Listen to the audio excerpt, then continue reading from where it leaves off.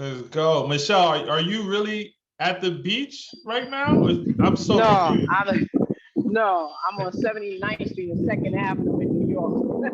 Okay, all right. Because I heard the wind and I'm looking at the backdrop, but I'm like, you got a full Scully on with I'm like, help me out. Help me out. What's He's going at the on? beach flying kites.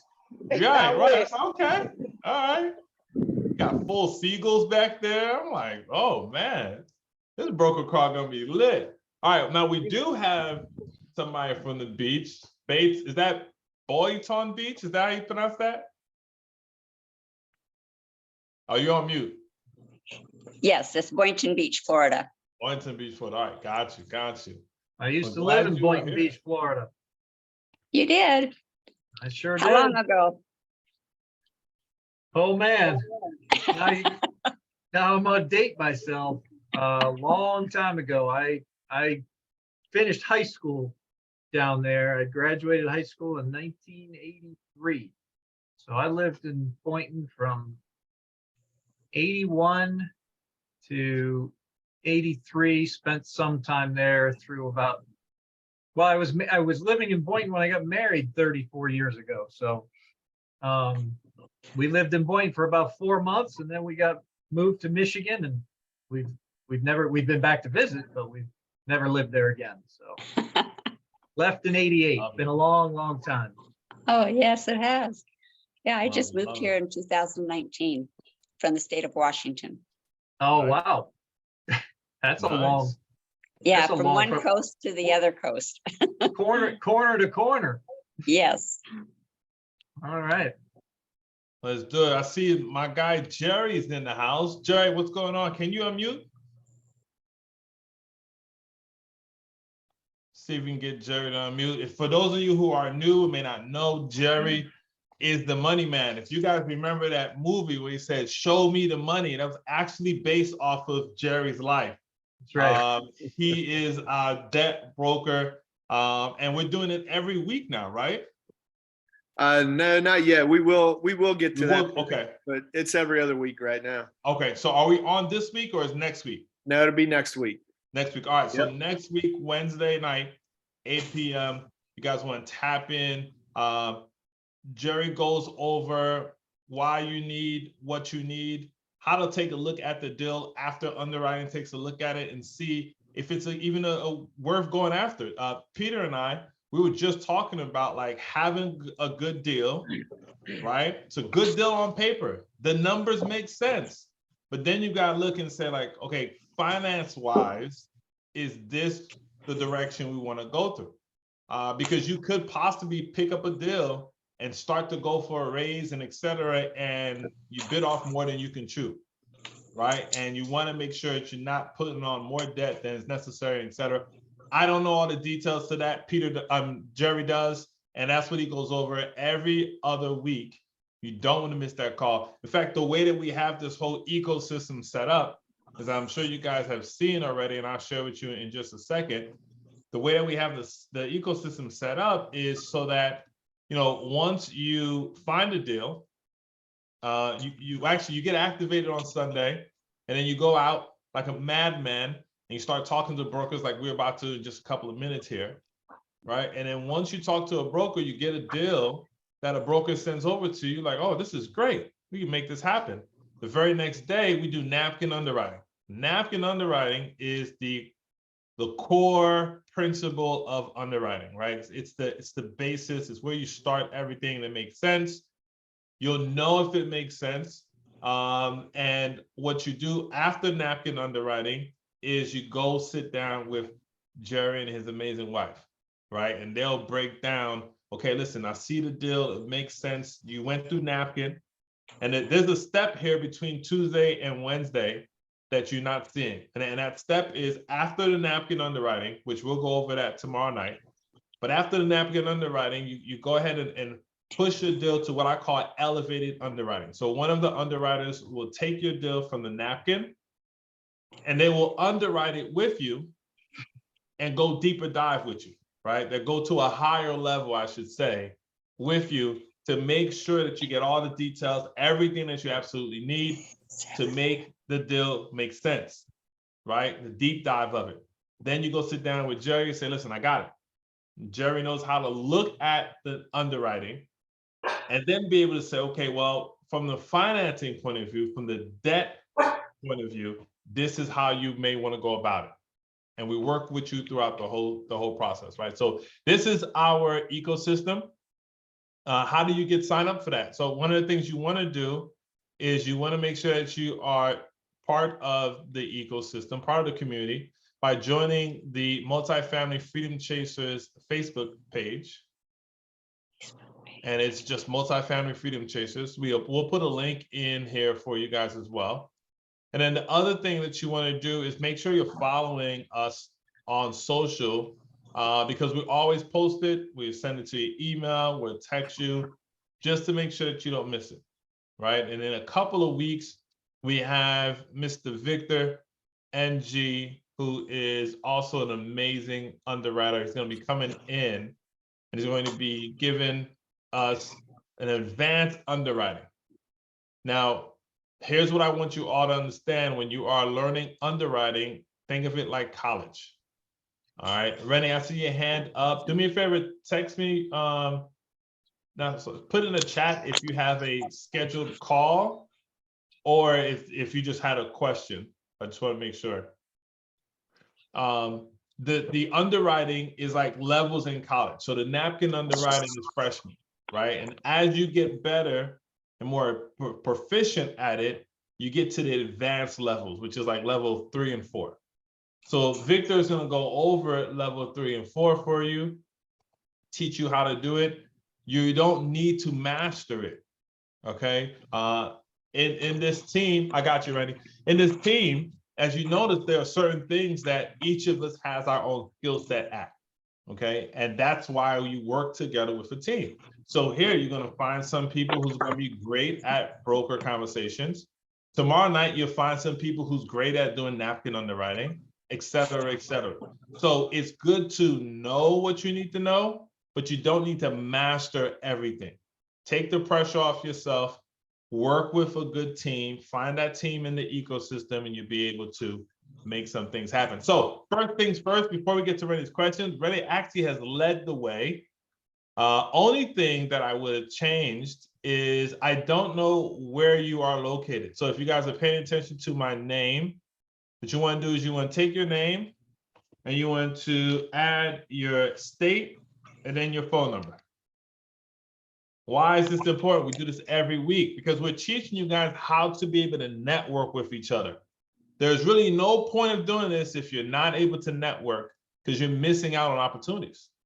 So you want to be able to change your name and make sure that you put where you are. So for example, right now, let's say William had a deal in Georgia. He knows he can reach out to me because I just put I'm in Georgia and I put my contact information, right? And now we can work together or I can offer any assistance in any way that I can. Now, the other thing that you guys want to do is you want to go into the chat. All right. And what I suggest is you kind of have this stuff already written out, put it in like a put it in a Word document or anywhere that you can kind of have it already saved. And when you go to the chat, you want to put 3 things. You want to put 1, all your information as far as contact, how you get a hold of you, email, phone number. If you want to put, where your grandma stay, I don't care. Just put all the details that you need if you want somebody to get in contact with you. The second thing you want to do is you want to put, what is your superpower? Okay. What are you really, really good at? I mean, something you could do in your sleep, not an issue. You can make this happen. Hey, I need help underwriting a deal. For example, on the single family space, I do a lot of creative deals. That's one of the things that I'm known for. In the beginning, I used to need to be in front of my computer. I need to have a cup of water, pen, paper, pencil, and an Excel spreadsheet. Now I could be driving in the car and you can call me and I can underwrite a creative deal for you while I'm driving to go pick up my son. I've done it so many times that it's second nature to me at this point, right? So I say all that because that's my superpower. All right, what's the thing that you are really, really good at or you really, really enjoy? And then you want to put what's the thing that you're looking for, right? So Jerry just did it. put where he's from. He put what he does, his superpower, he put his contact. The only thing that I don't like about Jerry's message is I don't know what Jerry's looking for. So I can't give value back to him. So make sure you put what you're looking for in there as well, and we'd be good to go. So, Rennie, what is your question? Unmute yourself. Come on.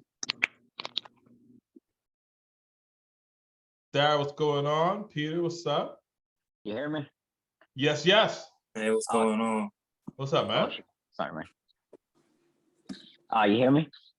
Yeah, we got you. Okay.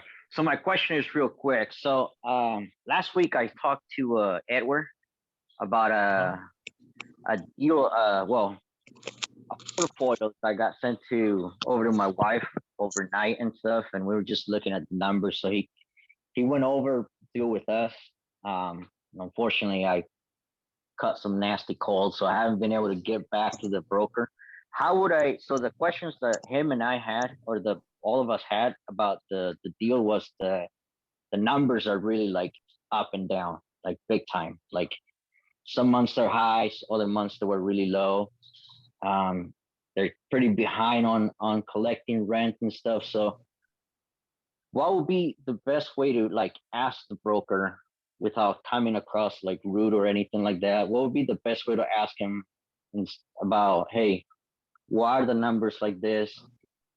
And do you know that the seller told you anything about them, or how would you like word that question to get those answers? Okay, perfect. Great question. And also shout out to Jerry. He just changed it. He said he put exactly what he's looking for. I'm looking to network with real estate investors so I can grow my mortgage business. Perfect. Love it. So great question. And Peter, if you're okay, I'll take a stab at this. Absolutely. So I love this. Actually, this is a really great question because I do it for my team, especially on the single family space. I do a lot of training. I do sales training. It's one of the things that I absolutely love. And one of the reasons why I love it so much is because I'm very much into human psychology. I'm into like NLP. I'm into like those type of things. These are things that I study. Like, for example, a lot of people was watching the football game yesterday. I was reading a book on human nature, right? Like I would do it just for free, just for fun, okay? Now, one of the best ways, I see you, baby.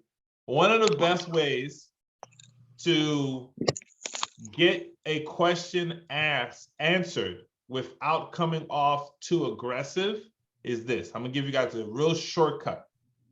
The best way to do this, Renee, is to ask in a tonality of confusion and or seeking some sort of help. So for example, and we'll role play, right? You can unmute. Let's role play real quick. And I heard some of the questions that you had, but I'm just gonna throw some in there as well. So I want you to be the broker. And I want you to be the broker that in your mind, you were already expecting that broker to be before you had asked this question. Does that make sense? Yeah. Okay, perfect. So ring, ring, hello. Hello. Hey, Rennie, how you doing? Not bad. How you doing? I'm doing good, man, doing good. I just want to give you a call back. This is Eddie Charger. I don't know if you remember, we spoke last week about that multifamily property. Okay. Yeah. Okay, I wanted to hit you up. I had a couple of questions. I spoke with my underwriting team, and we kind of went back and forth on a few things. I'm sorry, man. Do you have some time right now for us to talk, or should I call you back? No. Yeah, we can talk right now. Okay, I promise I won't hold you long. So like I said, my team looked at a couple of things. They kind of walked me through some things that we were looking at on, through all the documents that you sent over. I just had a couple of things I needed help getting cleared up on. So for example, there seems to be, it looks like there's some there's some rent that wasn't paid or do you know anything about that? Like there seems to be inconsistency in the rent. I'm not sure if maybe the documents were just wrong, or what do you know about that?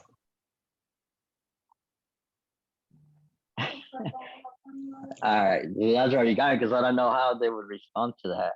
I mean, um, How do I you guess, well, just make something up, right? It really doesn't matter how they respond to it. The point was more sort of like how I asked you the question, right? Did it sound like I was coming off a little bit like, hey dude, what's up, Buster? You sent me this information, you didn't give me all the details. Like, you know what I mean? Like, did it come off that way, or do you no, understand? no, no, it came off really good. I mean, that's Okay. why I was asking, like, how would I ask it without, All right, perfect. because So you so were here's straight to what the we're gonna point. do. So, Here's what we're gonna do. There's another question that you had. Let's switch the roles really quick. I'll become the broker, and I want you to ask 2 questions that Ed and yourself had for the broker. So I'm the broker now, and you're gonna role play with me. Give me a call. all right, ring, ring. Hello. Hi, Eddie. This is Rennie. We spoke last week Hey, about. Rennie. I don't want any Comcast cable. I'm good, man. Thanks. Oh, man. Yeah, I know. He's like, oh man, making it worse. All right, go ahead. Hey, Rennie, yeah, I remember you, man. How's it going? Not too bad. So, real quick, do you guys some time right now? I can ask you a few questions in regards to the deal. Yeah, I got a few minutes, man. I was hoping you gave me a call back. My seller is ready to go. I'm trying to see what you guys are wanting to do. I know that's good. That's good because yeah. So I got done talking to my underwriter team and stuff, and as we were going through some of the numbers, we had a few questions about, especially regarding the rent, how it kind of fluctuates up and down quite a lot. So our question was, do you know if the seller has spoken to you in regards of those numbers, or do you have any idea about why such a big change month to month in regards of that first? Yeah, we changed property management companies, and sounds like they, came in and got rid of some of the bad tenants that was there. So that kind of would change the flow of rent. But when I talked with the seller last week, they got everything corrected, and so everybody's in there paying full rent right now. Oh, okay, that's awesome. So it was more of a management situation, right? Yeah. Okay, that's kind of what we were wondering, where if it was management or just the area itself. All right, so okay, well let me I'll go ahead and pass the word over to my underwriters, and then let's see if we can. Was that the only question? Yeah, because that's the only kind of sign that we saw where the numbers were very, very off month in and month out. So we just kind of wanted to verify to see if it was just the area that the properties are on, or if it was more of a management situation. So Okay. I can go ahead and pass these on to my underwriter, and like I said, I mean, we can go ahead and try to get this moving, and hopefully get back to you with the next process, and we can get it all done. Rennie, that was perfect, man. Thank you. That was great. Here's the question I have for you. What happens if you ask him or her and they don't have an answer for you? What do you say? See, So let's say that's you just ask me like, oh wait, what's going on with the rent? I'm like, you know what, buddy, I have no idea, man. What do you say next? Would I probably ask him, would it like if they know more about if it would be more of the area, then if they're locally over there. Don't do none of that, because what you're doing now is you're throwing out reasons that they can go hide behind. Oh yeah, it's the area, right? Okay. Like, no, don't make any assumptions. This is exactly what you say. So for example, I'm gonna ask you a question and I want you to say, I don't know. Hey, Rennie, one last thing. I was talking to my guy, Ed, and he's our underwriter, handsome guy, should be in Hollywood, but for some reason he likes numbers. He said something about there being a large amount of money being spent in the employees, and it was kind of sporadic as far as like the amounts. Do you know anything about that? I don't. You don't? Yeah, I don't. Got you. Okay, hold on. I'm gonna write it down so I can make sure I can tell them. Okay, so you don't know anything about that. Hey, Rennie, could you do me a favor? Could you go find out about it and then get back to me? Yeah, I can go ahead and ask my client about it.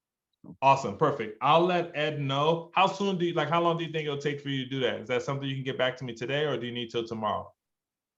No, I should be able to get back to you later on today. Perfect, man. Rennie, you know what I love working about you? I know we just started working, but you are a man of your word, right? Like you tell me when you're gonna get it done, and I already know it's gonna get done. So I'm gonna put this down when I can get back in touch with you later on this afternoon. Does that work? Yeah, that'll work. Okay, I got my daughter's recital at 6. Can I call you around 5:30? Does that work for you? Yeah, that'll work. Perfect. That's how you do that, right? Okay. Like I hold your feet to the fire, and I got a time frame. I said things about you. There's no way I could possibly know that, but you're not gonna be like, no, that's not me. I'm actually not that guy, right? You're gonna be like, yes, of course, Mhm. right? That's how you want to handle that. I wanted Ed to jump in and kind of give some feedback on that. So, Ed, welcome to the call, my guy. What up, everyone? So I agree with a lot of what Eddie said. One thing for me, anytime I'm setting up a call or I get a broker on the phone and I have a question about something from underwriting, I always make sure I have a follow-up question or something else to discuss. Like, let's say I haven't talked to them in a week, right? Even if I'm calling them for one specific question regarding like the underwriting, let's say, or whatever the case is, I always say, okay, have you gotten any interest in the property since last time we spoke? Has Okay. anything changed with the property? Has, for example, when it comes to like inconsistent rents or management being an issue, well, now that you resolve the problem with management, like improve the company by having a new management company, is the seller still looking to sell even? Like, well, if it seems like it's trending up, like give me the facts, like what it is, like what's their expectation now? Because you then get to discredit like the property, because at the end of the day, if they're now like, oh my god, this company's so great and this property is so much better than it was last week, their expectation now is higher on the price. Like I would want to know if the seller all of a sudden thinks they can get more for their property because of one change. If they do, then okay, let me talk to the property management company, like because that's going to be your problem now. So you want to make sure that sure the current or the new management companies better, or they're improving rents, or they're doing X, Y, and Z, but is that consistent? Like, are they qualifying their tenants properly? What if they're just putting in the highest bidder? That's not always a good thing, you know? Okay. Because I've made the mistake where, oh, you just rent it to the person who offered the most, and then they cause headache and problems that's 10 times more than the difference of price than a good tenant. Mm, So okay. those are things and then anytime they don't know about the rents or anything, like you would think they would, because like with the broker, like they should notice those inconsistencies. And if they Mhm. don't, or they haven't asked the seller yet, they're like, oh, has anyone else asked this about the T12 or the rental? Has anyone else noticed this or mentioned it to you? And if they say no, then all right, then it is what it is. But at least you can just like question them on it. Like, hey, give me some more info, or give me like, is this like, why don't you have the answer, to be honest, at times. But that's how I look at it. Because if you're working with a seller on a 10 million, $20 million property, you should know as a broker a lot about the property. Sometimes more than the seller does, to be honest. So keep that in mind, where it's like, as much as you want to qualify them as much as they're trying to qualify you. That's how you can really shift. Like for anyone who's hesitant, at the end of the day, if the broker doesn't know what they're talking about, I'm not going to talk to the broker. I've hung up on brokers and told them, don't call me about this property again, because they didn't know what they were talking about. And I was like, you're wasting my time. Mhm. Like I don't have time to just fool around and like the broker's trying to get stuff out of me. I'm like, no, just no, like, it's not happening. There's thousands of properties. I'm not wasting my time with someone who doesn't know what they're talking about. So I try to call for them as much as, because they're doing the paperwork. That's the scary part. They don't know this stuff. How are they gonna do the paperwork that you're gonna be on the contract for? Yep. Yeah. No, yeah, see, that's what I was wondering. I'm like, well, you would think that they would know the answers to this. if they really see the numbers. But I know, at least now I know how to ask the questions, and if they don't know what to really ask, instead of And you know tap another out. thing, like to Eddie's point, if they, hey, can you find this out for me? Or I like to also ask, like, do you have a time set up where you're next gonna talk to the seller? Like, the kind of question them on something you think they should have ready, you know, like, oh, you mean like you don't have an appointment set with your seller when you're gonna talk next? And if not, then be like, hey, what's their availability? Honestly, if you can get on a call and directly with the seller, that's even better. Like, oh, I have like, hey, if the seller's available, I'd love to jump on a call with them as well. If they're hesitant to do that, cool. Then I need this. You're gonna be put to work now if you don't want me to talk to the seller. And at that point, uh, they're like, oh, you know what you're talking about, you know? So one of the things that I want you guys all to think about, right? Like if you ever get to the point where we're like, yeah, okay, cool. Let's talk to this broker, let's talk to the seller, right? And you're like, I don't know if I know enough to be talking to a seller. What if they say something and I'm completely caught off guard? One, you know, it's like learning how to ride a bike, right? I can promise you that if you learn all the right things, that you should be able to ride a bike without falling. But the odds of you not falling ever is very rare, right? So don't be afraid of like looking like a brand new person on the phone with a broker or a seller. In fact, I oftentimes tell people that, hey, it's probably better for you to say out loud, I'm new. I'm the new guy on my team. There's a big difference between saying I'm brand new, don't know what I'm doing, versus I'm the new guy on my team in this department. So have some patience with me, right? But if you ever had a call and you wanted to get assistance, I would first recommend making sure you go through the napkin underwriting first, then submit your deal. Once you submit your deal, you'll get an email back with a Calendly link that will allow you to be able to set up a phone call with one of the people from the underwriting team and the seller.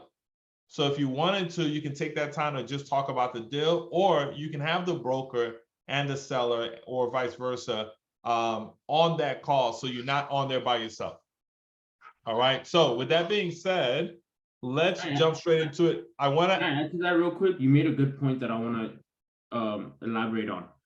You were on that call. Do you remember this? Where it was the four of us about with that capital group. I got punched in the stomach so hard.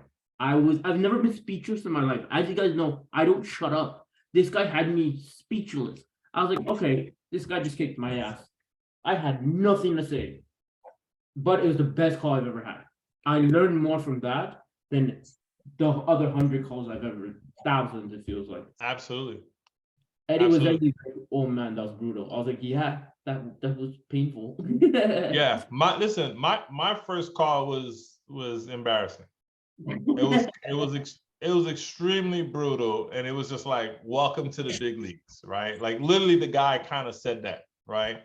And it was like, I've never been more excited because, so in my single family real estate investment, my first call ever, like I studied all week and I was like, today's the day. I turned on the dollar and pressed go. The first call that picked up, a guy, I remember it to this day, this guy name was Bob, but I thought his name was Dick, and I'll tell you why. So he picked up and he let me have it at 8:15 in the morning. And when I say let me have it, I don't mean like slightly, I don't mean like he was annoyed. I mean, he must have been up at 6:30, and from 6:30, he stubbed his toe, and from there, everything was downhill. So it just so happened that I called him at the right time, and he gave me everything that he had. Like I almost felt like he was breathing heavy. That's how tired he was from giving me what he had to give.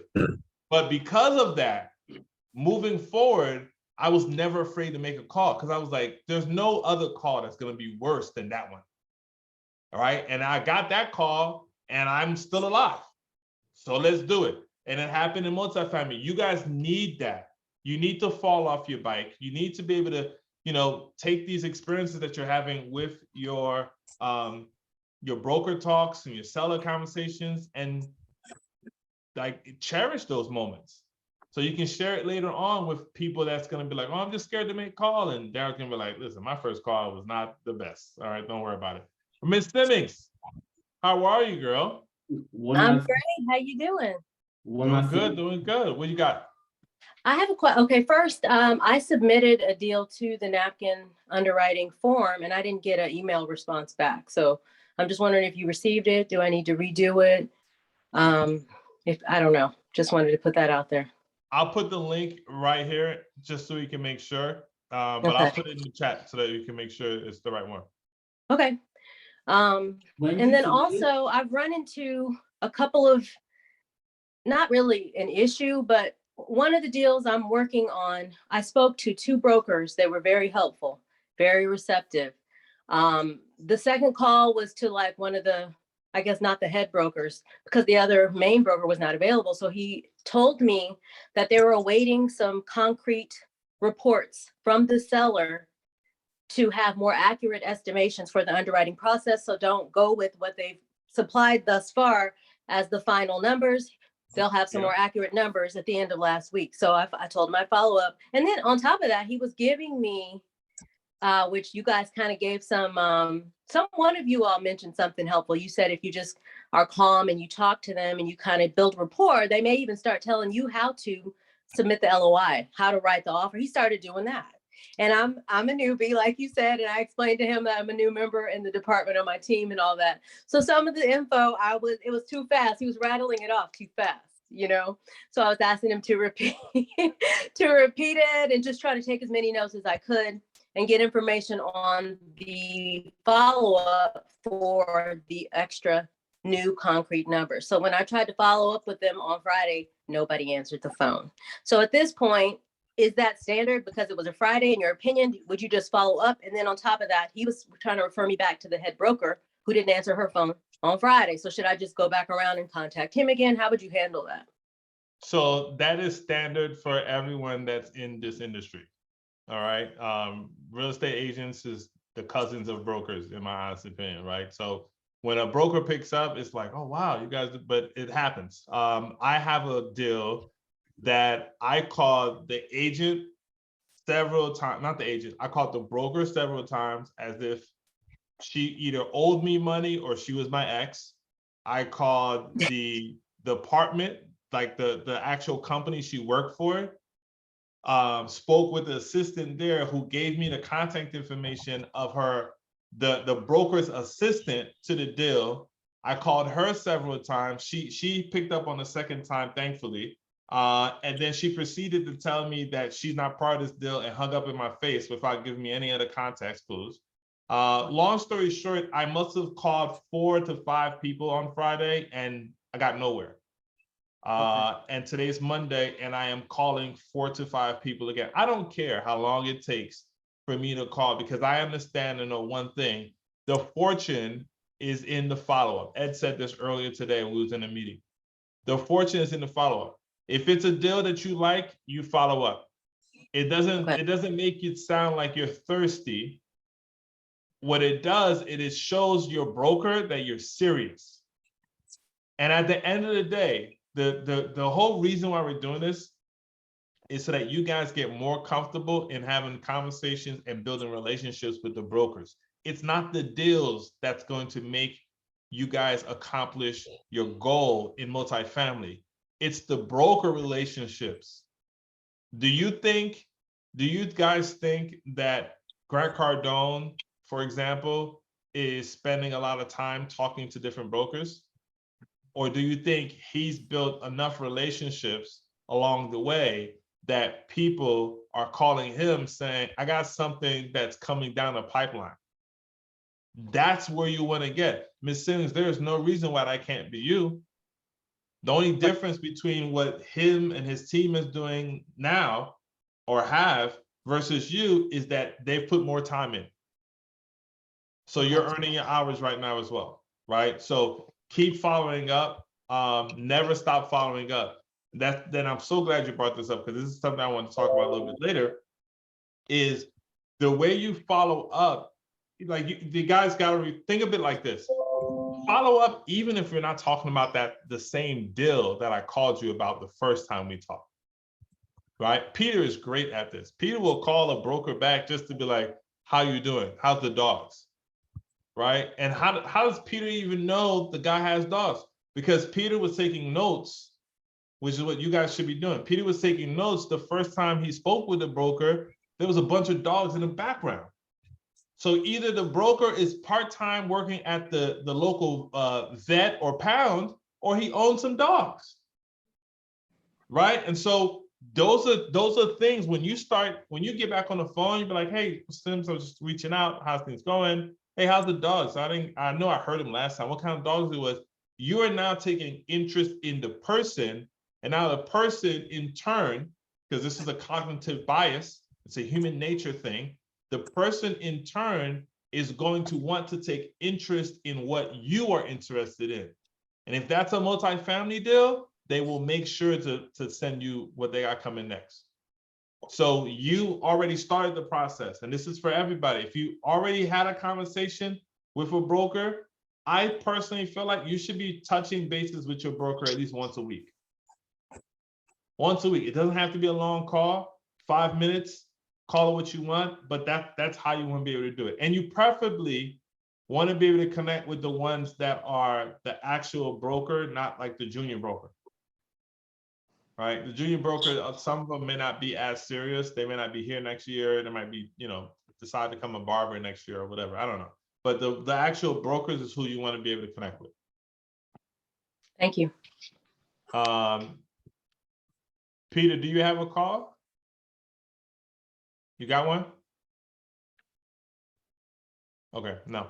All right, so I want to ask and get some feedback from people here, because I know you guys been making broker calls. What have you guys been going through, right? What kind of results have you been getting? Have you not been getting results? Like, let's really do a deep dive. I don't want you guys to just come on and then like, okay, let me give you a little bit of something. I want to make sure we're truly pushing forward and making an impact. So I'm gonna see if anyone just wants to unmute. If not, I will gladly randomly pick somebody and we'll just do it that way. I'll go. Okay. Alicia. This is Alicia. Can you hear me Hey, all right? Alicia. Yes, you sound great. Man, just Sometimes my internet's choppy. So I feel like the structure and everything that we go through has helped a lot with confidence. And so far, I feel like most of my interactions have been either neutral / disinterested, or like laziness maybe on part of the broker, or pretty positive. So Edward helped me with a couple of LOIs last week, and I was wondering, like, if I send out an LOI and then it's like dead silence, how would you reconnect with that broker? So you sent out an LOI and the broker hasn't told you if they like it, they hate it, you just haven't heard nothing back. Right? Okay, so it's the same exact thing. It's still a follow-up. Just because you sent a LOI and you didn't hear anything back doesn't necessarily mean that they don't like what you had. It just means they don't have enough information yet from their seller to be able to tell you, hey, we're going with your offer. Now, another thing could be is, how are you having your conversations? If your conversations are real clean cut and dry and just about the deal, like there's no interaction there was no, like, you didn't make the person feel good, then they may not just want to call you back to tell you we're going a different direction, because they don't really care to, right? So you got to present something bubbly so that the conversation seems fun. And more importantly, it seems at the end of the call, it seems like there's a promise for us to do more business. That's gonna want guaranteed to be able to get somebody to reach back out to you. But don't expect it, right? In this game, do not expect a broker to reach back out to you. The good ones will, but go ahead, Ed. So it's funny because I called someone before this call for this exact scenario. I had sent them an LOI, I think it was 10 days ago, almost 2 weeks ago, and they never emailed me back. And then I emailed them 4 or 5 days ago, sometime last week, and they never emailed me back. And I was like, okay. So I called one phone number, that didn't work. I called their second number, and I was like, hey, what's going on with this offer? Just wanted to make sure you got my LOI and whatnot. And he's like, oh, call for offers are next week. Obviously my offer had seller carry, which is not every offer I offer is going to. And he's like, oh, seller might not be interested in leaving a note, which essentially means that seller doesn't want to sell a carry off the jump, which is understandable. Like, it may not be everyone's first option. If you told me I could get the price I want all up front, yeah, I'd take it. But that's just not the market we're in. So he said, because I obviously put a cash offer, like, in it, which traditional, I should say. And they're like, oh, that came in a little low. I'm like, yeah, you're right, it did. And he's like, well, you just want to wait to see what happens. That's fine. They won't tell us that. Like, he saw my offer, he knew what I was referring to. He remembers it without even pulling it up. But he just didn't reach out to me about it, which is cool, because I would have eventually heard something, hopefully. But it's like, and also too, like, the broker is going to present the best offer first to the seller. And the seller, in their mind, the best offer is going to be the highest number at asking or above. So if they haven't got anything like that, there's nothing to present, right? Which means there's no follow-up yet. But give it a few weeks, and all of a sudden, oh, let me reach back out to this guy because he had the more promising offer, right? He gave me 3 different offers. Maybe so what happens when you give multiple offers, brokers and sellers see, okay, this guy he's willing to work, right? It seems like is open to different possibilities. Let's see if one of those possibilities is him coming up to my number, right? Or something of the sort. So it's all about the following up. Don't take it personal. Make sure you follow it. You follow up. What I would do is have an Excel spreadsheet where you keep in track of everything. And I say Excel spreadsheet because if I tell you guys a CRM, we're going to be in a week-long battle about which CRM you should go with. It doesn't matter. You want an Excel spreadsheet that says the address, the broker, the phone number, when you send out the LOI, or if you didn't send out an LOI, and then when's your next follow-up. And that's it, right? And I like Excel, or I like Google Sheets, because you could be anywhere, right? If you're not home and you were at the grocery store, you got some time to kill, you can be like, oh, let me pull up my Google Sheet and see which broker I was going to call back today, and just give them a call, right? Remove the things that would typically stop you from completing the task. Make them more simple so you can do those tasks and get done. Sounds good? Perfect. All right. Thank you so much. All right, who else? What kind of experience have you been having? And also, if you haven't had any experience, like, I would actually love to talk to someone who has not spoken to a broker yet. Who's that? Me. Awesome. Let's do it. Okay, so you haven't spoken to a broker yet. Now, No, I sent an email out and he responded to the email, said he'd send me information. And about 3 days went by, so I sent him another email to, see what he forgot, And so anyway, I haven't heard back from him at all, so. all right, let's backtrack. So you said you sent him an email. Or were you originally outreaching to brokers via email, or how did you pick No, that broker? it was on a Sunday, and I figured, well, I don't like bothering people on Sunday necessarily. But, so I just sent him an email. And then the next Gotcha. day, he answered and said, oh, thanks for contacting me. And he says, I'll send you the information that you asked for. Yeah. And like I said, about 3 days went by and hadn't heard anything. So I just jotted out, another little note saying that I had sent you an email such and such a day, and I haven't had a response. So I was wondering what was, how it is. So. Okay, got it. So let me ask you one more question before I kind of help out here. Excuse me. Have you spoken to a broker before at all? No. No. All right. So first things first. It is apparent that the broker that you emailed is not a really good communicator via email. Okay. Right? So don't force him to communicate the way that you are comfortable communicating. You have to adapt to communicate how the seller or the broker is willing to communicate, right? Don't make it harder for them to do what they don't want to do. Make it easier for them. Make it harder for you to do that. So I'm under the impression you don't like talking on the phone or talking on the phone to brokers, which is why you haven't had a broker call yet, or you chose to email this guy instead of calling him even on the Monday, because you could have called, could have sent you the email, did you get it? But you didn't. You waited 3 days, and I'm not coming at you. I'm using you as an example to kind of like showcase to everyone, because you're not the only person. I promise you, you're not the only person that has done this. So what I want to do is first commend you for sending the email, because some people would have said, "Oh, it's Sunday. They're not going to see it.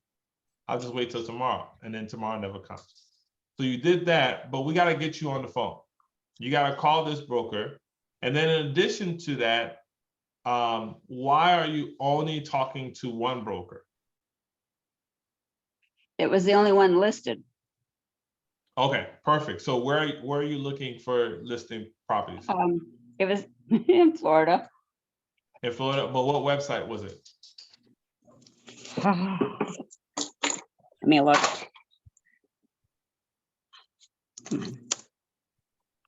So I'm gonna put in the chat a couple of there was an actual page. I gotta find the page, but in the chat I'm gonna put different companies.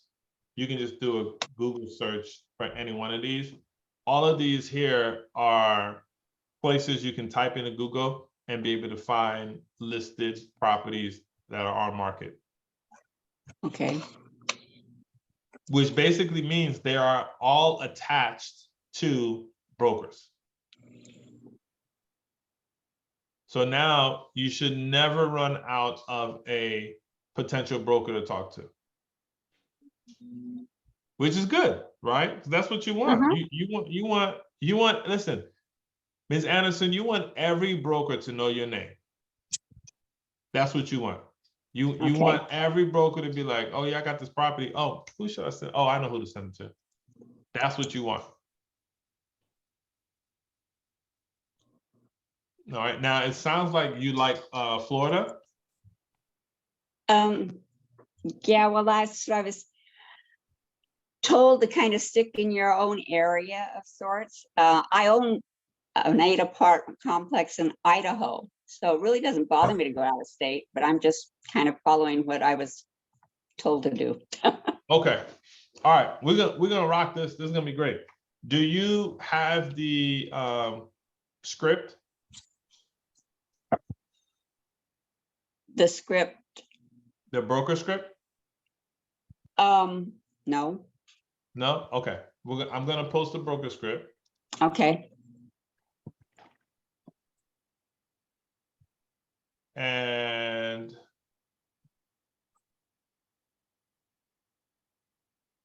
because I also think the reason why you aren't calling on the phone is maybe you don't feel comfortable not knowing what to say. Is that right, or am I just? Yeah, no, that's right. Okay. I mean, sometimes I'm poking in the dark, but I just wanted to make sure. Yes, No, you're right. Awesome. Okay, so go ahead and open that script up. And when you get it, make yourself a copy.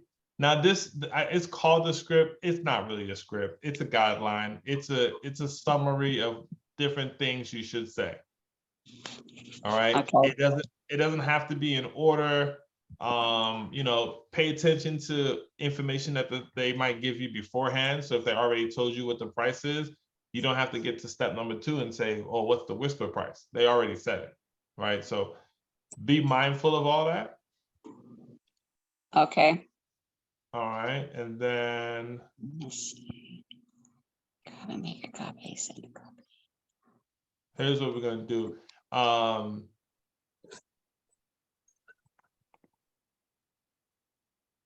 Let me know when you pull that up. Okay, yeah, I pulled it up. Okay. We about to be cooking with grease. You're not even ready for what we're about to do. All right, so now I'm about to, now you said Florida. Any parts of Florida? I mean, Florida's pretty big. Where do you want to get something? I've been kind of working north of Boynton Beach, Florida, so up toward West Palm Beach and Orlando, up toward Jacksonville. Okay, let's do Orlando. Let's see what we got. So I'm gonna share my screen. And we are going to make calls live. Except I don't have, my printer isn't working. So Oh, I'm you don't need a printer. You don't need a printer.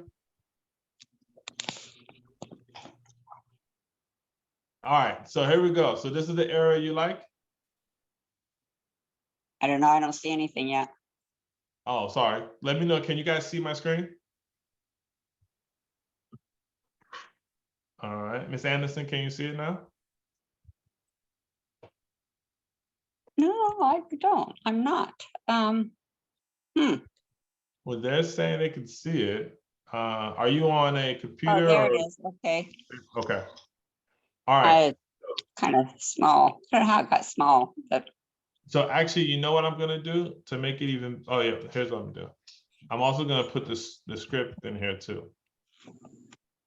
So here's what we're gonna do. We have like 30 plus people on this call. And I just had a solid comment that by damn. Jump on, good. Recording for feedback. All right, awesome. Yes, send that recording. In fact, we can do the feedback right now if you send it over now, Daryl. And next time, Daryl, don't be stingy with it, man. Come on, flag us down, right? Let's do it live. So here's what we're gonna do. Ms. Anderson, I'm gonna, can everybody here let me know and let Ms. Anderson know if they are okay with helping her make this call? Put it in okay. the chat. I have a my screen, like the map and stuff is for some odd reason is showing up really super small, and I'm kind of done with my phone. So Don't you worry, that we're not gonna let that be an excuse. We got you. We got you. I know you are in beautiful beach zone area, but right now the heat is on you. I can feel that you feel that the heat is on you. I absolutely love it. I love it. So here's what we're gonna do. There's 7 results over here in Orlando. We'll pick which one. So this is a 1 unit. This is the 4 unit. This is the 4 unit. This is the 4 unit. This is the 20 unit. This is the 80 unit. Let me know which one you like the most. This is a 140 unit. Let's try the 140. That's my goal at the end of the year. So Oh, there you go. Swing for the fences. So my goal when I first got started was 1,000 doors. All right, still my goal. But just to kind of give you guys some feedback, my goal was 1,000 doors. The first deal that I called the whole team on and we was going at it was literally for 997 units. oh my As my first like ever type of thing, right? So I'm with you, right? You say I want 100+ doors. Let's go with the 100. Let's do it. All right. So, what do you guys think? This is a good property. Andrea said you're gonna do great. Let's take a look at the pictures really quick.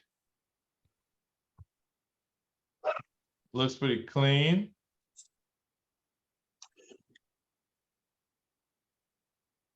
All right, we've seen some renovated properties already.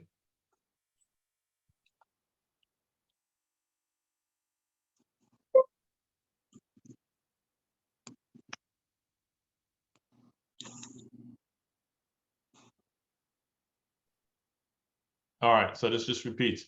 So when I look at pictures, one of the first things that I try to do is I try to see what is there available in terms of what still needs to be done, right? It looks like they did some sort of curb appeal on the outside, right? It doesn't look like it's in bad shape.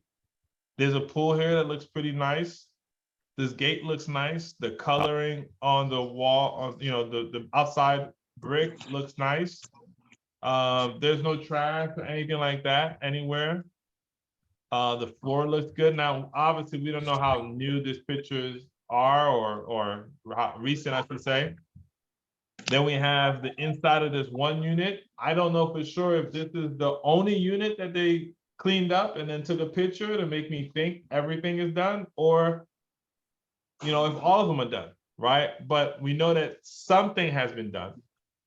And that's all for the pictures. So if I don't look at anything else in my mind, I already have a bunch of questions I want to ask, right? Now I can come down into here. Do they have any LOIs? Okay. So here we got some details about it. Exceptional. Now, see, this is interesting. I didn't see much that needed to be done.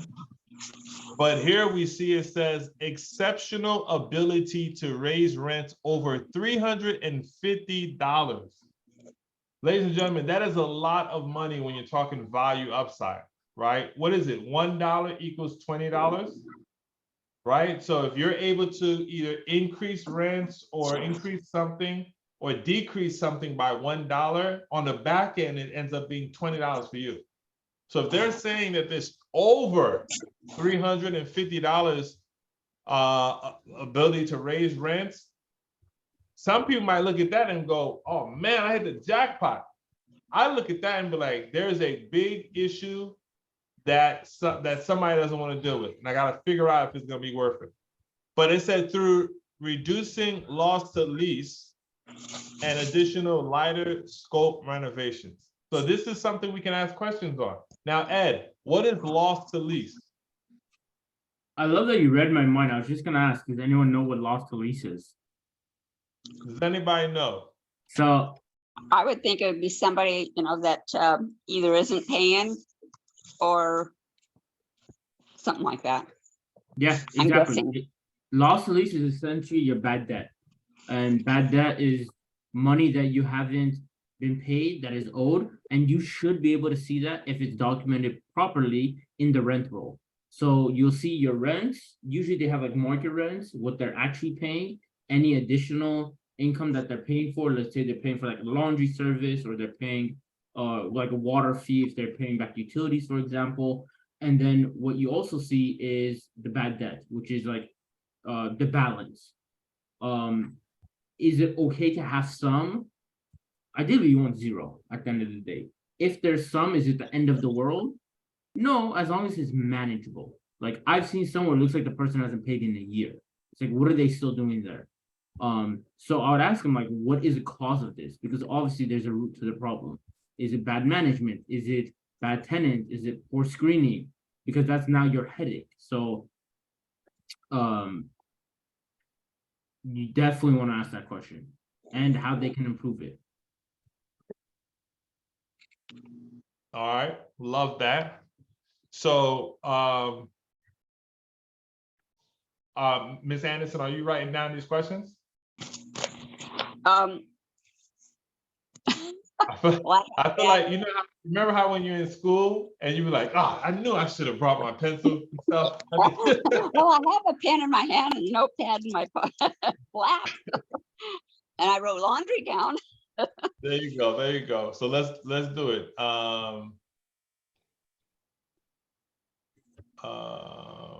The rent rolls. So yeah, Ed, could you break that down? What questions we should be asking for Ms. Anderson? On the sheet that you just sent? No, not the sheet, on this particular property. So far we talked about the loss to lease. We talked about this $350, and I also want to ask a question on this $2 million in substantial capex.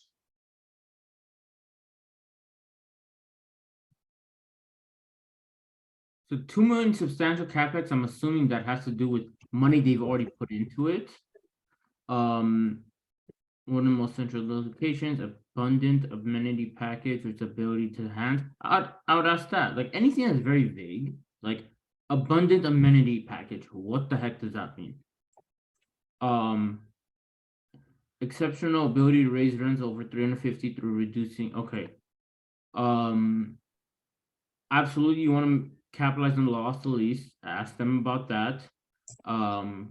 Lighter scope renovations. Do they have like a estimated rehab budget? Have they gotten quotes for that stuff? Why hasn't the seller done it yet? Is always a question I like to ask. And I think one of the biggest questions you can ask is what is their intention after the sale of this property? What do they need? What is their goal? Do they need to 1031 it? Do they want to sell it because they're just tired of the property? Do they want to sell it because it's a partnership falling out? You know, there's so many different factors. You just want to know what their reason for selling is. But until like looking into the financials, I wouldn't dig into it too much in terms of like, but sometimes I actually would even ask, hey, what would you do if you're buying it? Like additions you would make or improvements or value add. What are some things that you would do as the broker if you were the new buyer? And it's an interesting question. You sometimes get a rude response to that, but usually they should be able to definitely give some more perspective. All right. Get ready because we're about to make this call. I want to bring Gotta get my little sheet up so I can read it. I'll put up for you. We had a question first. Vinny, go ahead.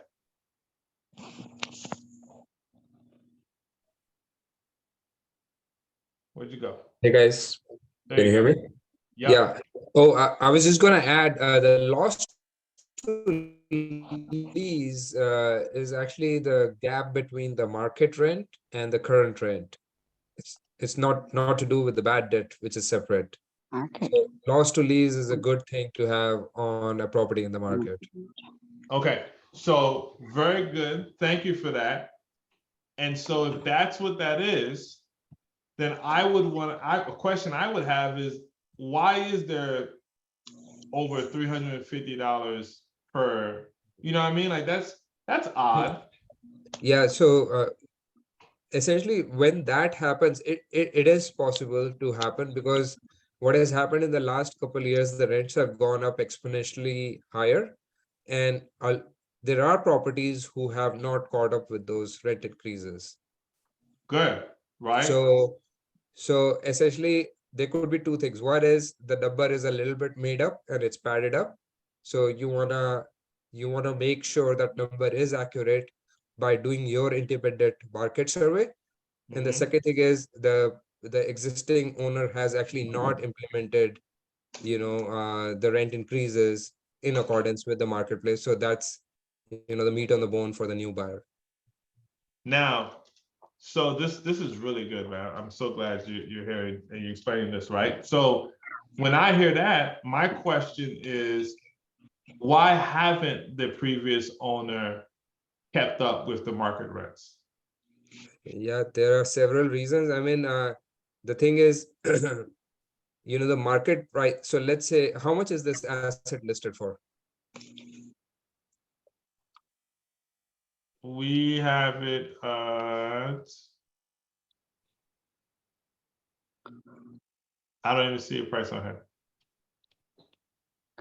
So what's We'll the have to cap call. rate? I mean, it says it's currently under LOIs.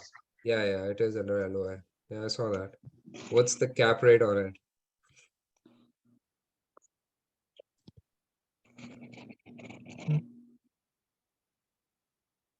But we don't have any details yet.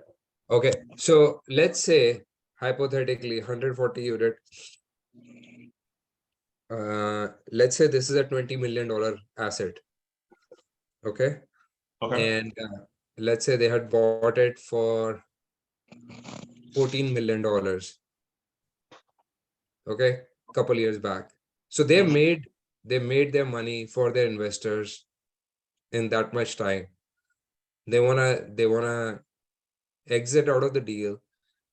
They might be on a bridge debt, and you know, their cash flows might be impacted. The bridge loan might be coming up to term. That's something actually you want to check up when you're asking about, you know, why they want to sell. Just ask them what is their current lending situation. Are they on any kind of fixed debt or bridge debt? When is their bridge debt coming up for renewal? So, you know, if bridge debt is coming up, their rates are going to be much higher, or the lender may ask for you know, rate caps, and that may cost like a $500,000 or $1 million. They don't want to spend that money. So there are several reasons why a seller may want to sell. And sellers can leave that much meat on the bone. Actually, they can be there can be $300 loss to lease. I've seen that. Perfect. So I love what Vineet was able to do, because he's giving you different different scenarios that can take place, but we don't know what this scenario is. So again, never assume, because whatever you think is probably going to be wrong, right? You want to get the full scope and picture from them. Now, this particular deal says that it already has an LOI. So we're just going to call to inquire more information in case that doesn't go through, right? Okay. So What's the address of the place? the address is 1200 West Holding Avenue. 1200 West Holding, Holding, Yep, Holding Avenue. yep. Jacksonville No? or Orlando. Orlando. Orlando. Okay. What's the guy's name, or is there? You can be speaking with Michael or Nicholas. Mike or Nicholas? Okay. And now here's what I want you to do. I'm actually going to have a few people on this call with you. Some people said that they are available. If you're available again and you want to support Ms. Anderson, type it in the chat or just let me know on screen. What we're going to do is we're going to spotlight you. Vineet, are you available? I'm available. Yeah. All right, so Vineet's going to be there. We have Ed that's going to be there. Ms. Anderson, I'm giving you like top shelf here, right? Like you got a full-fledged team that's happening right now. Well, thank you. All right. Who else? I need one or two more people. Who we got? All right, I got you. Add to spotlight. I need one more.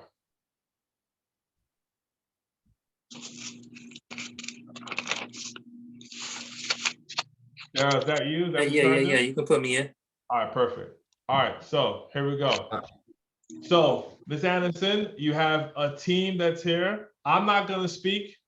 I'm going to let you guys essentially take control. Ms. Anderson, I just want you to call and say, hey, listen, you know, calling about this particular property. I got a couple of questions. And then say, hey, I do have some of my team that's here. And then I want you guys to just take the call away. Whichever direction you wanted to go is the direction that it should go. Okay. All right. You just have to put the phone on speaker so that everybody can hear. My phone. Oh, you're dialing on you're on the Zoom on your phone, right? Yes, I am. Okay, is there anybody else on the team that can call for her and then put it on speaker and let her speak? Or is everybody on their phone? Because I can dial. I just want to see if anybody else is available. Yeah, I can do it. All right, let's do it. So, Ms. Anderson, you gotta be ready because as soon as he dials, he's not gonna speak. He's gonna let you talk first. Okay. And Phone number is Miss My first name is Lene. Lene. Lene, Yes. thank you. you got You're the welcome.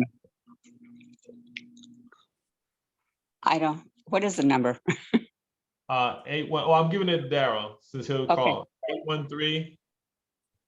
813-462-4214. But you should take it down too. What's his name? Michael. Nicholas or Michelle. I mean Michael. Don't call him Michelle. That might Don't not call him Michelle. No, don't call him Michelle. All right, let's see. All right, here we go. Let's do it.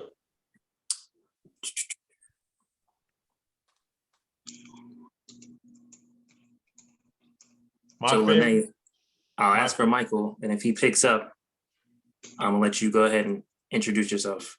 Okay. Okay. My favorite is after you finish doing all this prep work and then the pick up. It's like, God. Can you hear it? Okay. I heard the ringing. Yeah. Lisa Fallon/USA is currently unavailable. Please leave a message after the tone. All right, that led me to Lisa. Don't know who Lisa is. Maybe she's the admin. Can we go to the, you want to try the Cushman and Wakefield site specifically? There you go. Try these numbers instead. What number did I give you before? 462. That was the 462-4214, so that's different. So here we go. We're gonna hit him up on his cell. Yeah, 813. Yep. 658-8278. All right. And that is for Mike. Mike, gotcha.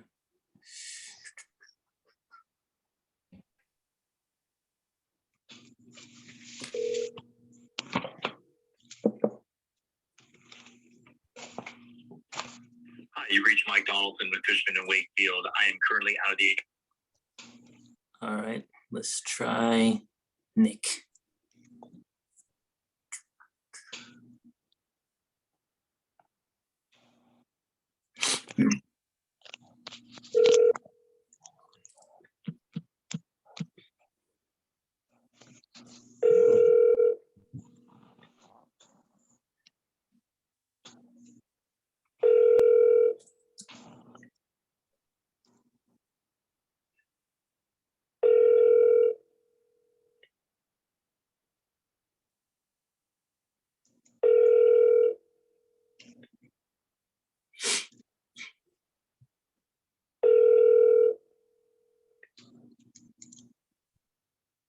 You reached the voicemail of Nick Neoli with Cushman and Wakefield. Please leave me a message.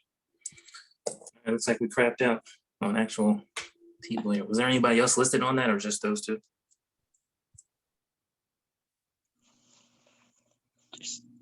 Just those two, I think. Just those two. Okay. So yeah, well, now you probably can try to call them later, since we didn't get anybody to even pick up. Looks Mike's went directly to voicemail, seemed like after one ring. Obviously, Nick, that was his work number. So in an event like this, what I would do is, well, first of all, I would have called them 3 times just because I'm a stalker like that, right? But because we are kind of pressed for time here, what I would do is move on to the next one, right? Because remember, is it about the property itself? No, these broker calls are about the relationship that we're trying to build with this broker, right? So, oh, look, these guys again. Now, listen, this is the second property. if I find one more property that they have, I'm gonna assume that these guys are pretty well known in this market. So this is more of a reason why you want to connect with somebody from this group, Okay. right? Let's go out of here again. Let's see. Drum roll, please. All right, I don't think it's all right. Here we go. So here's one brand new construction, 20 unit. Now they have marketing materials here. Now, sometimes brokers will try to tell you like, oh, you can just download the marketing materials. A lot of times, especially if you're getting off of one of these websites, they're not up to date. So don't feel bad about asking questions, or if they try to shoot you off the phone, be like, oh, you could just get it from the website. You're looking for up-to-date information, right? Okay, So what's the address? this address is 5205 Eagleston Ave, Eggleston. ETG? No, EGG, like egg, Oh, okay, EGG, LE LE. STON Avenue. Okay, Avenue, Orlando. Okay. Yep.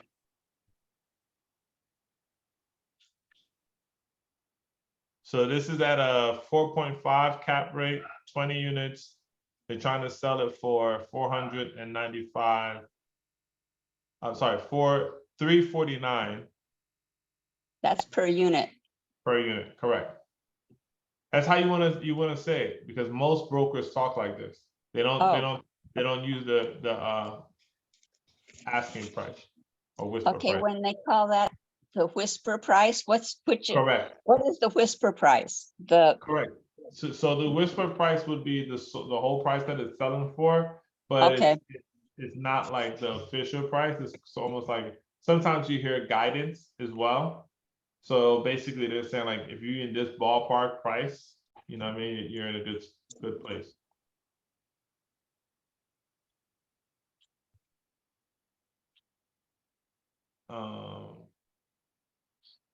Now this property has been on here for some time. How do I know that? It says it's a brand new apartment complex completed in 2022. This property is located at Center off of Lee Road and State. Residents are now moving in as of March 1st, 2022.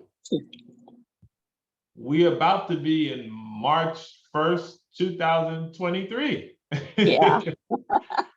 And this bad boy is still on here, right? So again, never look at stuff and be like, oh, well, it's not, whatever. Like I always look.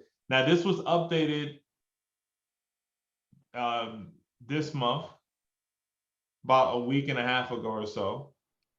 And this is the price that they think it's worth, right? I don't know if the marketing materials was updated as well, but nonetheless, I would say let's call and see if we can get a hold of them. So Dal, you got us. Can you connect us again?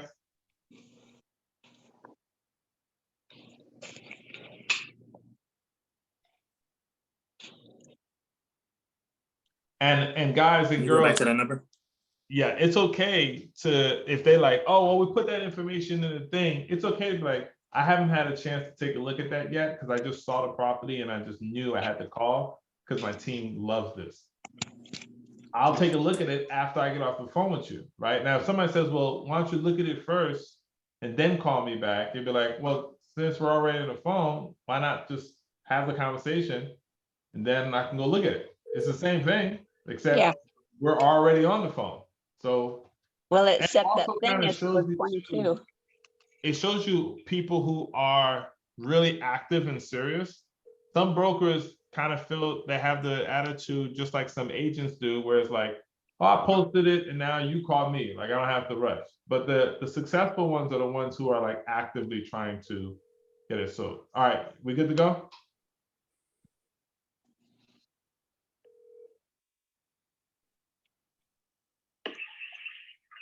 Hi, this Double dial, triple dial. Hit him up, hit him up.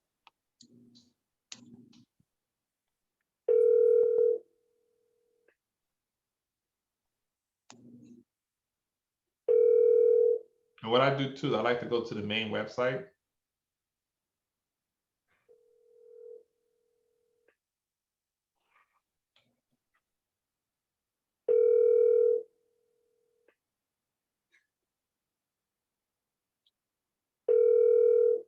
Are you calling Susan?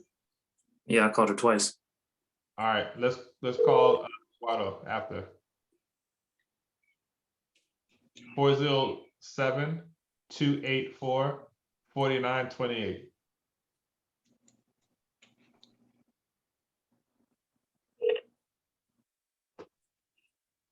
Thank you for calling Resource Development Investment Properties Incorporated. If you would like to reach Susan Morris, press 1. Kane Morris Webster, press 2. And Eduardo Gomez, press 3.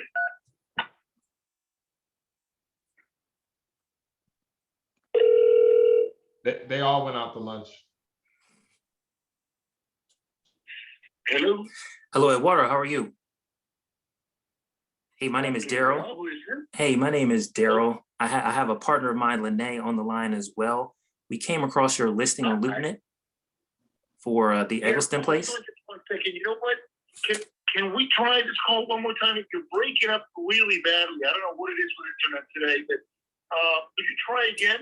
Yeah, absolutely. Just hang up and try again because I can only hear like every other word or fraction of the word. I apologize. No problem. We'll do. Call you back.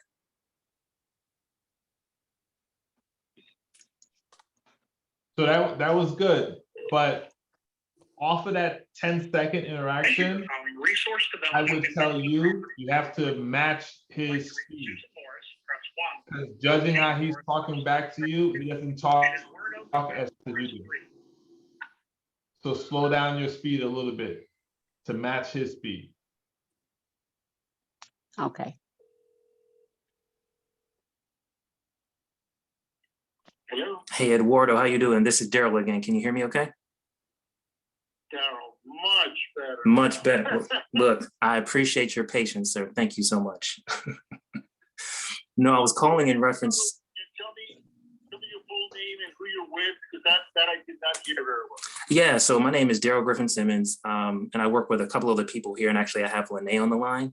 She's part of our group as well. We're based out in the Southeast here, and we came across your listing at Eggleston Place and wanted to see if you had a few minutes to kind of, answer some questions for us that we had. Which one of the listings? Eggleston Place? 5205 Eggleston Avenue, Orlando, Yes, Florida. yeah. Check something really quickly. Where did you see that? This was on LoopNet that we came across it. Give me the address again. Yep, 5205 EGG. Eggleston. Yep. Let me look this up. Just 1 second.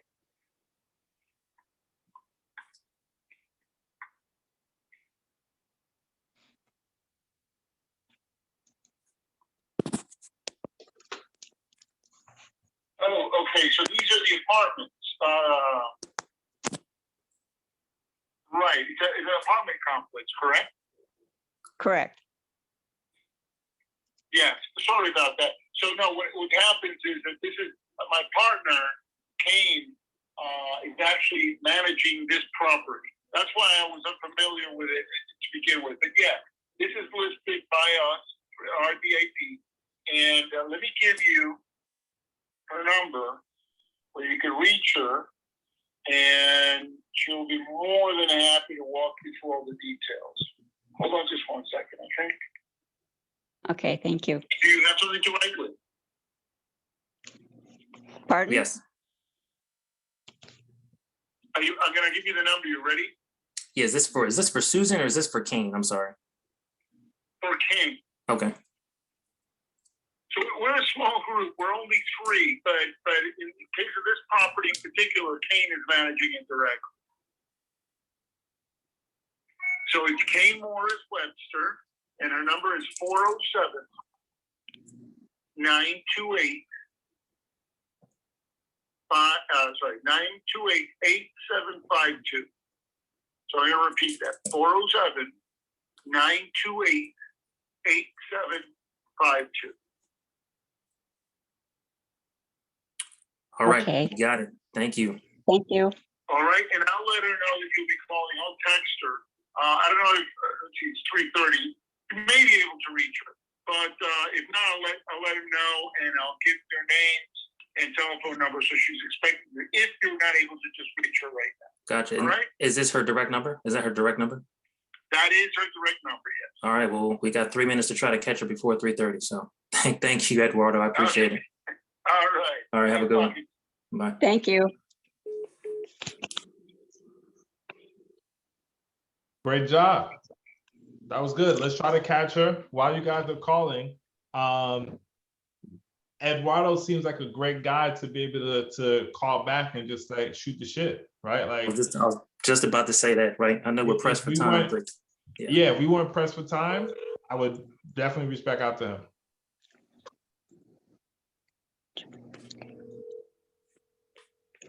And maybe ask him for any other complexes he might have available. Yeah. Or people he knows.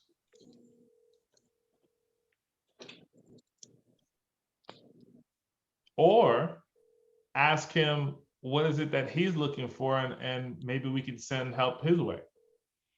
Okay. Hi, you've reached Kane Morris. Okay, Kane obviously took her lunch early. But I love it, and let me tell you why. There's something that I'm studying right now that I'm working really hard on, and eventually I'll come out with something. But I'm trying to get people to focus more on systems than goals, because your goal is to get 1,000 doors. Your goal is to talk to a broker a day or whatever, 10 brokers a day. But there's so much things that could come in the way of your goals, which is why, i.e., we always end up making new goals. A lot of times we end up making the same new goal, right? Every year. We got a broker call live. Let's do it.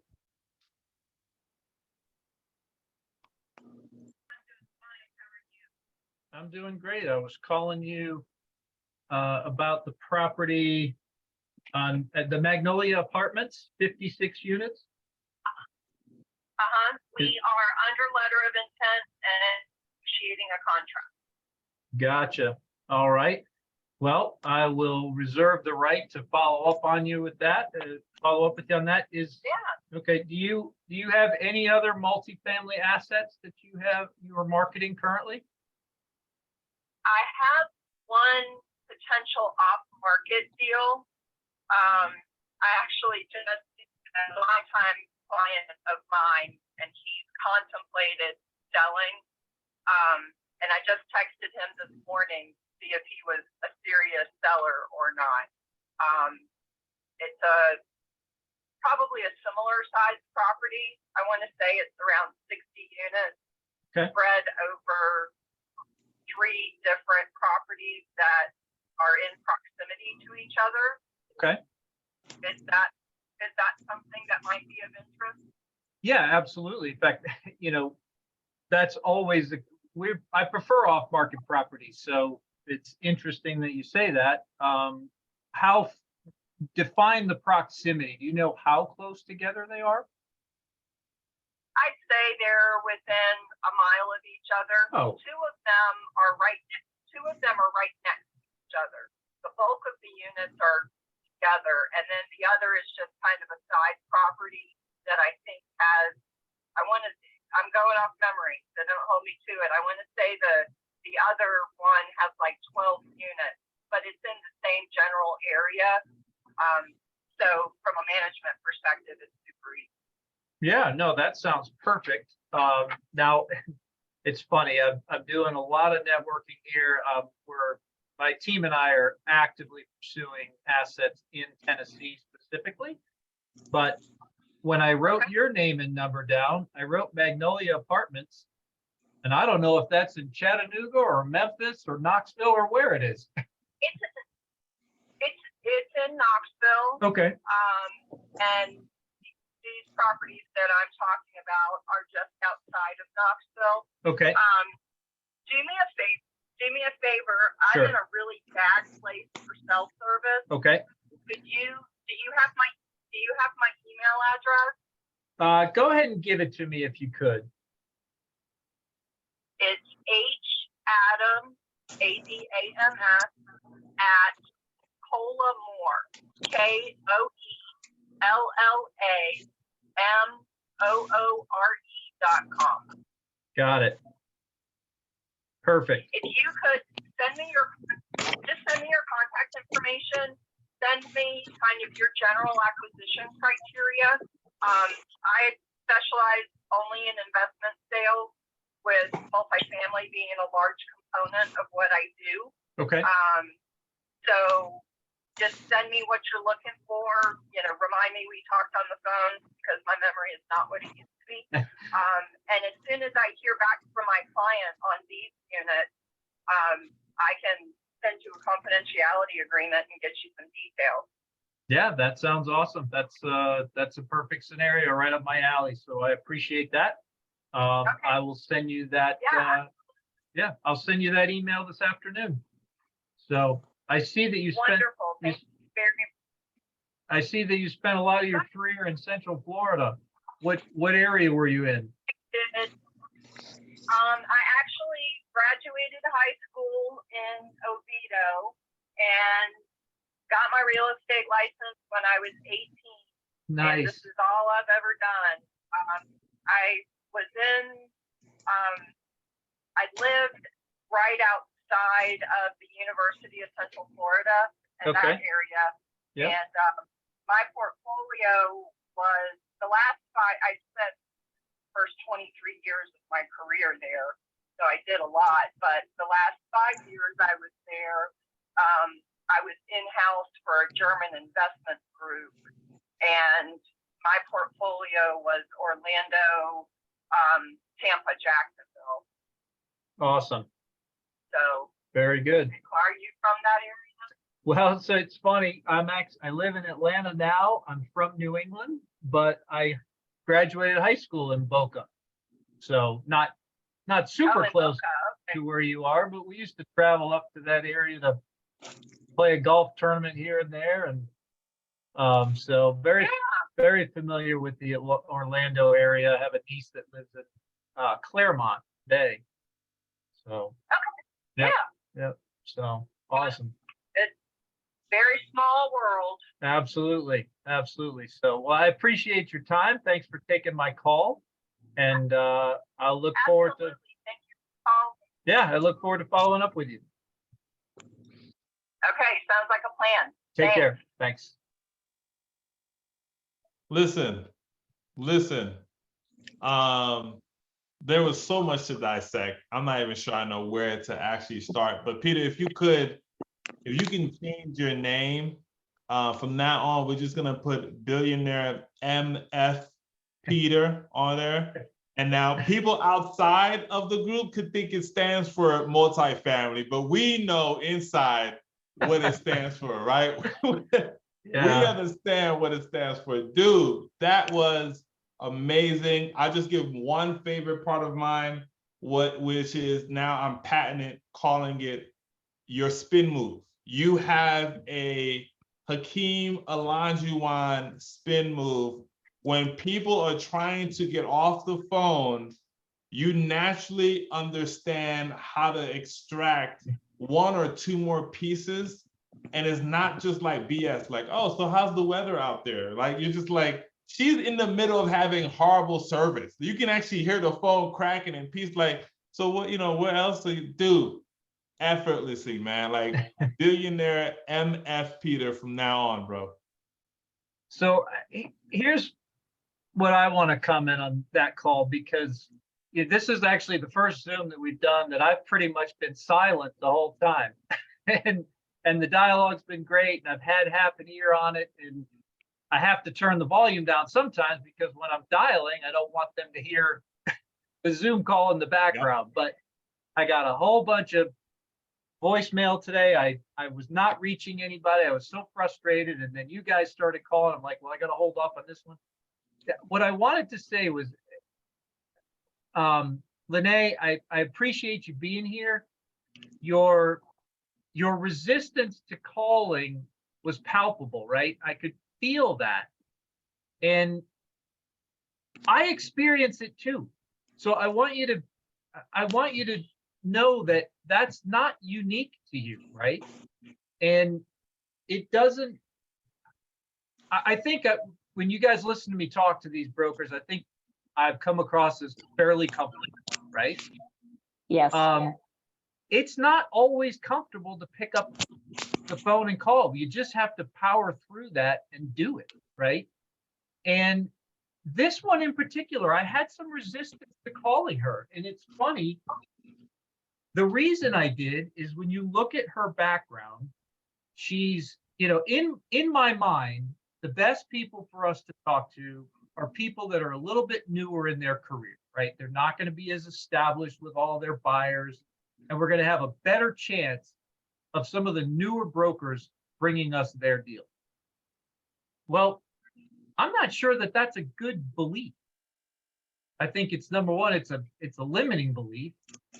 Number two, some of the best agents could ultimately, they're the best, they're award winning for a reason, right?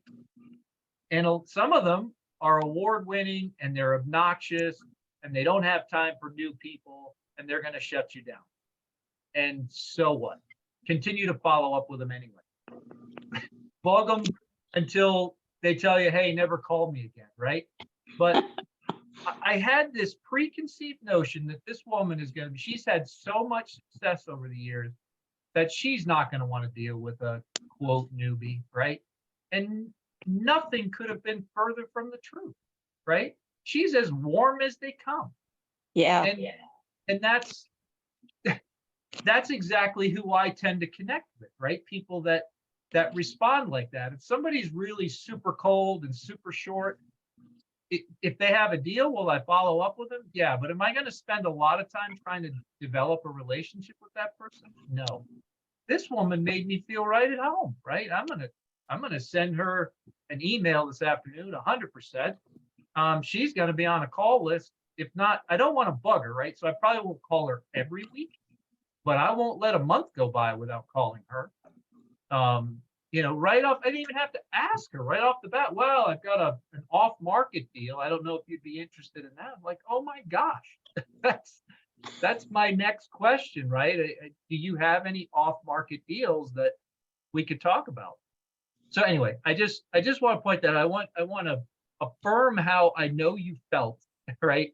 It's not always comfortable to pick up the phone and do it, but none of these people are going to bite. Not one of them. Now they might bite a little, they might bark a little bit, but who cares? Move on. There's a million of them, and don't do what I did. Don't look at, oh my gosh, this person's amazing, I can't call her. She's awesome. She's awesome. So anyway, just make the list, write down the phone numbers, make the calls. That first one is the hardest, I promise you. Once you get over that, you realize, ask Daryl. Daryl, when did you make your first call? When did I make my first call? Yeah, pretty recently, right? Yeah. And like exactly how you said it. Nervous. Yeah. Once you have a conversation and you feel right through the phone, their calmness or at least willingness to have a conversation with you, that kind of just you settle down. Like Eddie told me, he said, hey, look, you're talking too fast, right? I wasn't matching Eduardo. Eduardo was a smooth, chill guy on a Monday afternoon in Florida, probably, or wherever he is. Eddie's like, look, man, you talking like you're from the Northeast. Chill out. You live in Georgia now. Match his energy, match his tone. Okay. Yeah. I got you. Well, I think there was a little bit of a delay, right? In the cell phone coverage or whatever. Sometimes there's that delay. Yeah, we just kept talking over each other, and you got to just be aware of that, right? And exactly back up a second, let him say something, but no, you did fine. And when you are talking, you're very comfortable, right? But do you always feel super comfortable when you pick up the phone to dial that number? No, when that phone's ringing, you know, the heart starts to race. Like, oh my God. And when they say hello, it's like, oh, okay. Hey, thanks Yeah. for picking up the phone. Yeah, you Right. still, I don't care how many times you've done. I mean, at a certain point, you just it Right. sort of becomes second nature. But it's like a muscle, right? You've got to exercise it. You got to do it over and over and over again. And don't worry about messing up, right? I've told this story many times, but we've got a person in our community who talks about his first call to this one broker, and it was awful. He completely messed it up, right? That broker, he and that broker are now friends. That broker brings him deals. They laugh about that first call and how bad it was. So if it's somebody that you're going to establish a relationship with, who wants to have a relationship with buyers, there's really not a whole lot you can do to mess it up. Certainly not permanently. Can you mess up that call? Sure. Are you going to mess up the relationship permanently? Probably not. But we're 10 minutes over, guys. I can't tell you how much I appreciate all of you being here. Please keep coming back. I love when we get somebody who hasn't done it before, who raises their hand, admits they haven't done it. We want more of you guys to do that. We just want to give you that nudge that you need. Pick up the phone and make those calls. That's what this is all about. Okay, we need what's more. the name? What was the name of the guy that was helping me and your phone number, please? Daryl was helping you. Daryl? Daryl? Yep, that's me, Daryl. Okay, what's your phone number, Daryl? Area code 610-564-4875. Thank you. You're welcome. All And right. that's what this is all about, guys. There it Network, get to know each other, put your information in the chat, reach out to people, connect on Instagram, connect on Facebook, wherever you connect.